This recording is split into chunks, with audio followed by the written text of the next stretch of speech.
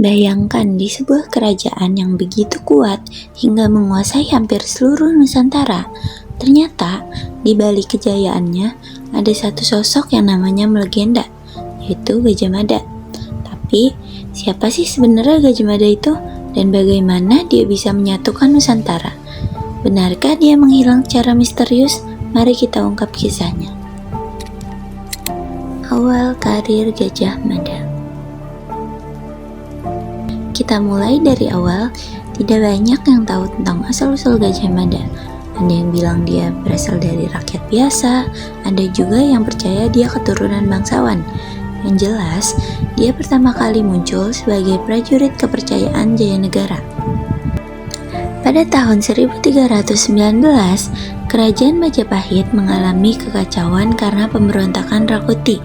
Dalam situasi genting ini, Gajah Mada dengan cerdik menyelamatkan raja dan menyembunyikannya. Karena jasanya, dia naik pangkat menjadi Patih Kediri dan akhirnya diangkat sebagai Mahapatih Majapahit pada tahun 1334. Sumpah Palapa, ambisi besar Gajah Mada. Dan inilah momen yang paling terkenal dan paling ikonik dari Gajah Mada. Saat diangkat sebagai Mahapatih, Gajah Mada mengucapkan Sumpah Palapa. Dia bersumpah gak akan menikmati kesenangan duniawi sebelum berhasil menyatukan Nusantara. Sumpahnya berbunyi, "Aku tidak akan menikmati Palapa sebelum menaklukkan Gurun, Seran, Tanjung Pura, Haru, Pahang, Dompo, Bali, Sunda, Palembang, dan Tumasik." Momen ini menjadi titik balik bagi Majapahit. Sejak saat itu, ekspansi besar-besaran dimulai. Penaklukan Nusantara. Ternyata setelah Sumpah Palapa tadi, Gajah Mada gak main-main loh. Satu persatu kerajaan-kerajaan di Nusantara tunduk pada Majapahit. Pada tahun 1393, Bali berhasil ditaklukkan oleh pasukan Majapahit di bawah Arya Damar. Kemudian ada wilayah Sumatera dan Malaka. Kerajaan Sriwijaya, Dharmasraya, dan Pahang takluk ke Majapahit.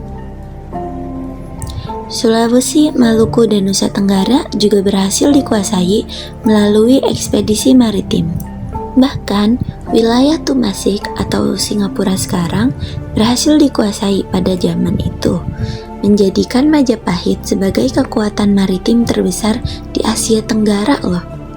Majapahit jadi kerajaan superpower ya di zamannya, tapi ada suatu peristiwa yang bikin segalanya berubah. Peristiwa Bubat, tragedi besar Majapahit. Pada tahun 1357, Hayam Wuruk yang saat itu menjadi Raja Majapahit berencana menikahi Putri Dyah Pitaloka dari Kerajaan Sunda. Tapi Gajah Mada melihat ini sebagai kesempatan untuk menaklukkan Sunda.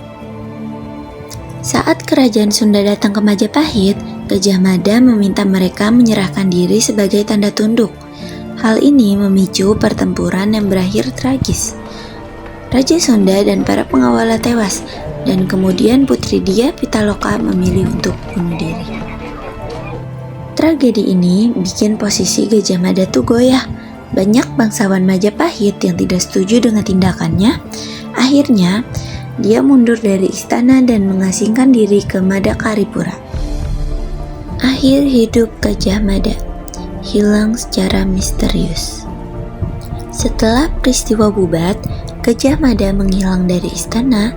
Dia pergi ke Madakaripura dan tidak pernah terlihat lagi.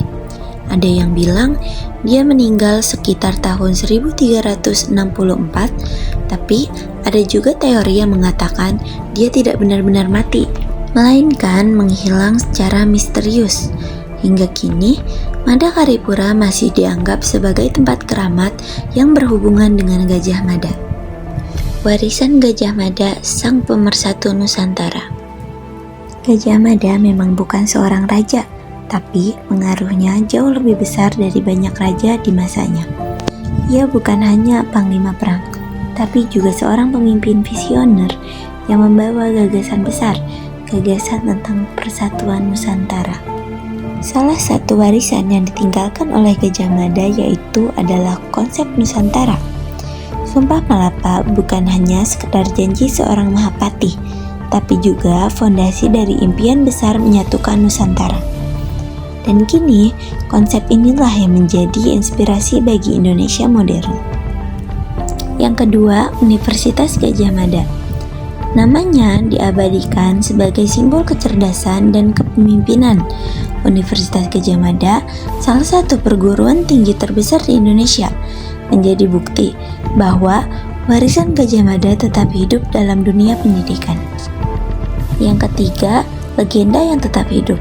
Hingga sekarang, banyak kisah tentang Gajah Mada yang terus diceritakan. Madakaripura, tempat pengasingannya, masih dianggap sebagai situs bersejarah yang penuh misteri. Sosoknya tetap dikenang baik dalam buku sejarah, relief candi, maupun cerita rakyat yang diwariskan turun-menurun. Jadi, menurut kamu, apakah Gajah Mada adalah pahlawan yang menyatukan Nusantara, atau dia adalah sosok ambisius yang melakukan segala cara untuk mencapai tujuannya? Tulis pendapat kamu ya.